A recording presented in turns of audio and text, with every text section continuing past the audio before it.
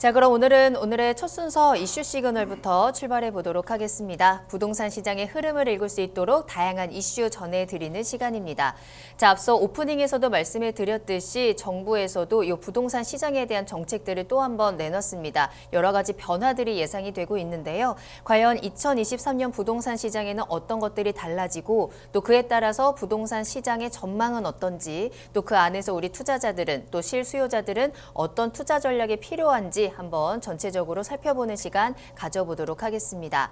자, 그럼 먼저 이슈 시그널 오늘의 첫 번째 주제입니다. 과연 내년 시장에서는 부동산에서 어떤 것들이 달라지는지 한번 살펴보겠습니다. 대표님, 어떤 것들이 많이 달라질까요? 항상 이맘때가 되면은 뭐 전망이나 아니면은 달라지는 제도에 대해서 항상 준비를 해서 말씀드렸는데요. 네. 근데 전망에 대한 거는 이제 추가적으로 저희가 탑 프로그램인 월간 부동산에서 한번 다뤄드릴 거고, 저는 오늘 이 자리에서 2023년도 달라지는 제도에 대해서 말씀을 드려보겠습니다. 또 추가적으로 최근에 발표됐던 2023 경제 방향에 대해서 한번 그 연착륙에 대한 내용이 나왔는데요. 추가적으로 한번 믹스해서 한번 말씀드리는 시간을 가져보도록 하겠습니다.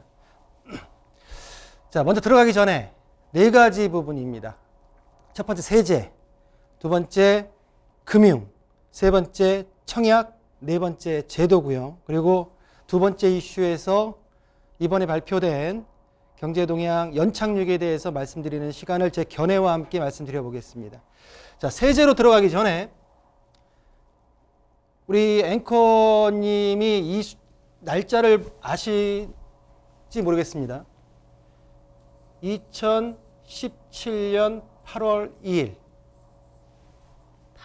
파리 대책, 네. 2018년 9월 13일 네. 9.13 대책, 그리고 2020년 7월 10일. 자, 대부분의 내용들이 일반적인 내용들도 있지만은 다주택자에 대한 규제가 완화되는 내용들입니다. 근데 이 날짜를 제가 왜 표시를 했냐면, 파리 대책 때 양도세에 대한 중과 내용이 나왔었고요. 양도세. 그리고 2018년 9.13 대책 때 이때 같은 종부세입니다. 종합부동산세, 종부세에 대한 중과 내용. 그리고 2020년도 7월 10일 날 취득세에 대한 중과 내용이 나왔죠. 자, 전 정부에서 2017년도 8월 2일 날 부동산 다주택자를 투기자로 보고 양도할 당시에 이때까지 양도 안 하면, 언제까지 양도를 안 한다고 하게 되면은 중과세를 매기겠다라고 해서 도입을 시켰습니다. 그렇지만 일정 부분의 이상의 분들이 안 팔고 기다렸죠. 그러다 보니까 그럼 2018년도 9월 13일 날 가지고 계시니까 종합부동산세를 올리겠습니다라고 얘기했죠. 이러면서도 집값이 계속 상승을 하다 보니까 2020년도 7월 10일 날 더 이상 진입할 수 없게 취득세를 중과시켜 버렸습니다. 큰 맥락이에요.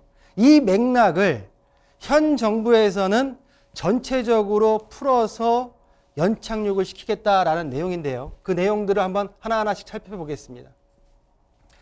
자, 세제 부분에 있어서 첫 번째로는 취득세 과세표준 실거래가 변경, 그리고 큰 내용들만 보겠습니다.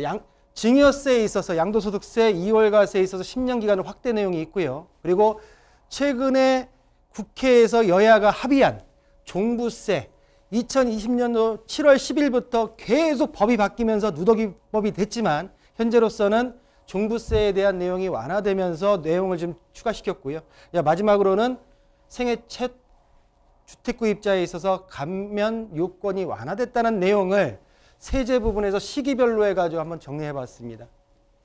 자, 이렇게 붉은 세로에 있는 내용들을 좀 구체적으로 볼 텐데요. 자, 첫 번째는 취득세의 과세표준 실거래가로 변경됩니다. 1월부터입니다. 자, 기존에 올해까지는 이 신고가액의 시가표준이 좀 더 높은 금액으로 과세표준이 적용이 됐고요. 2023년도부터는 실제 취득한 가액으로 취득세가 납부된다라는 것을 취득하시는 우리 수요자분들께서는 참고하셔야 된다라고 말씀 좀 드리겠고요. 자, 두 번째입니다. 자, 증여에 있어서 양도소득세 2월과세가 기존에 5년이었지만 2023년도부터 10년 기간으로 확대되기 때문에 실질적으로 절세 요건이 어려워졌다. 그러다 보니까 많은 분들이 2022년도까지 증여를 진행했던 내용들이 이런 내용들 때문에 그런 어떤 현상이 벌어졌다라고 말씀드릴 수가 있겠고요. 자, 세 번째로는 이제 종부세입니다. 최근에 이제 여야가 합의돼서 이제 법만 통과되면 되겠죠. 2022년도 같은 경우에는 기본공제액이 6억이었고요. 1세대 1주택자 같은 경우는 11억이었습니다. 자, 2023년도는 상향 조정돼서 기본공제액이 9억. 그리고 1세대 1주택자 같은 경우에는 12억으로 기본공제액이 상향됐다. 전반적으로 뭐 공시가도 내리면서 종부세에 대한 부담을 줄여주겠다라는 내용들이 2022년도 여야의 합의에 의해서 종부세의 어떤 완화 정책으로 발표가 됐다라고 말씀드릴 수가 있겠고요. 자, 또한 그 2주택자까지는 종합부동산세에서 중과가 배제가 됩니다. 종부세 같은 경우에는 6월 1일 날 내 주택이 어떻게 갖고 있냐에 따라서 정해지기 때문에 6월부터 적용이 되고요. 자, 6월부터 적용이 되는데 지금 기존의 2주택자, 조정대상 지역 2주택자 이상 같은 경우에는 중과세율이 1.2에서 6%였습니다. 2023년도부터는 2주택자에 대한 다주택자 중과는 폐지되고요. 2주택자 같은 경우에는 하향 조정돼서 0.5에서 2.7%로 과세가 됩니다. 또한 과세 표준이 12억 원이 넘는 3주택자 이상부터 다주택자의 중과세율이 매겨지면서 1.2%에서 0.5%까지 적용된다.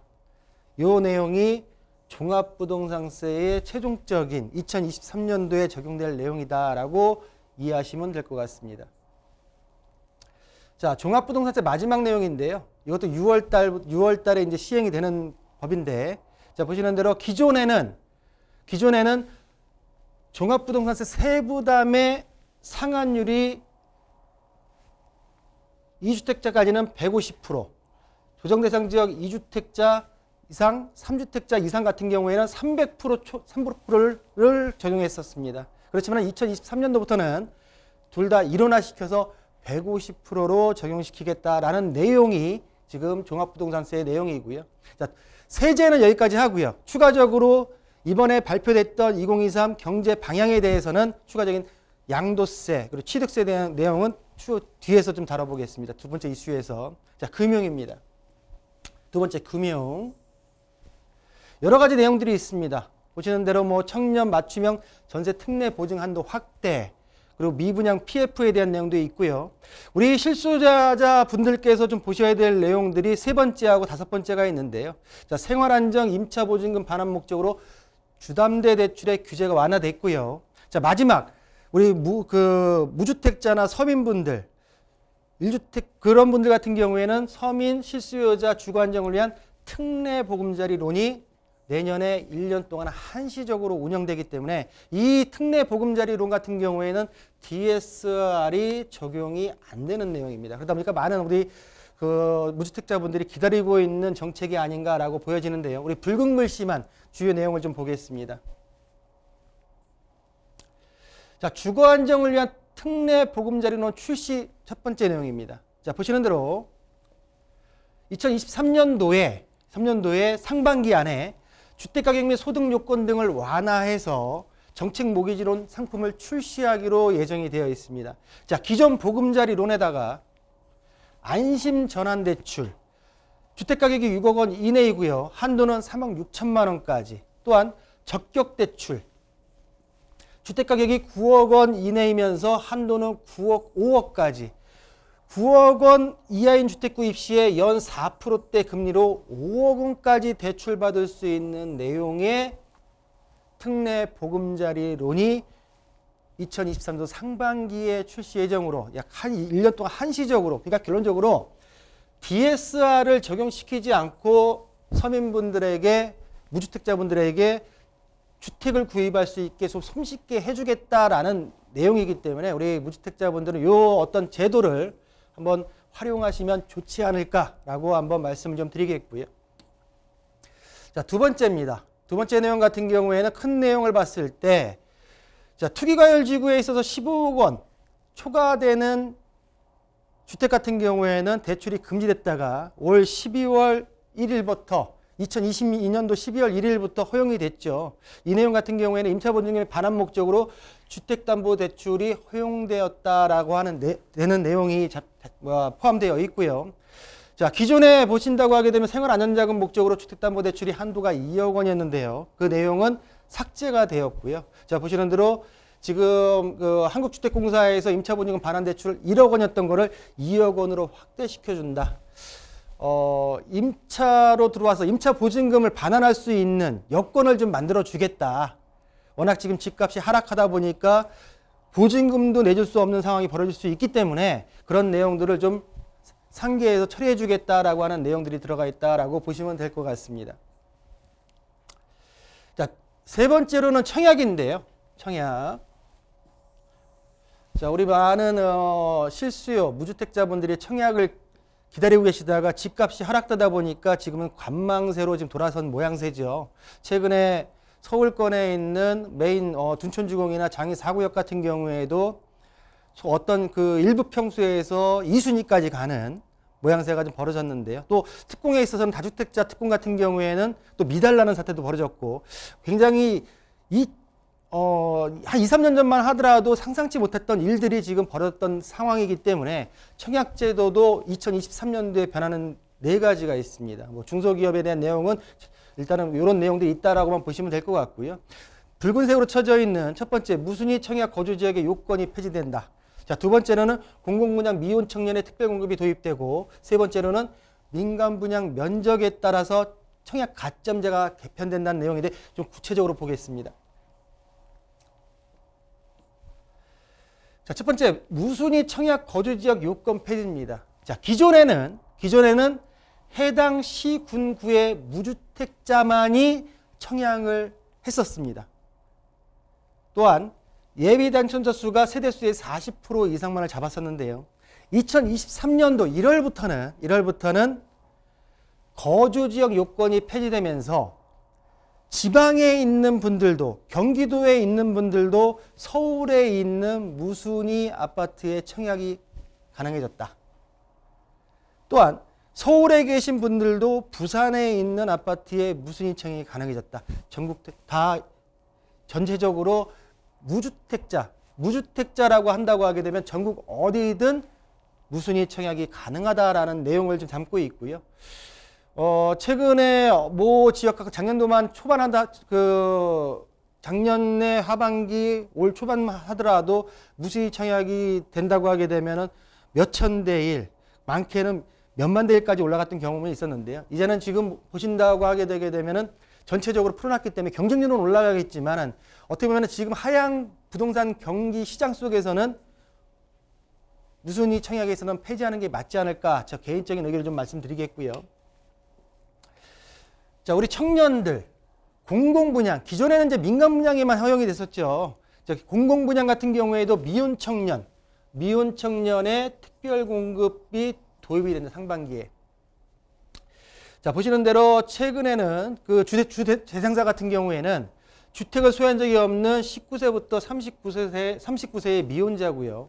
월 평균 소득이 도시근로소득의 140% 이하, 그리고 순자산이 2억 6천 이하일 경우에 주 대상자가 되고요.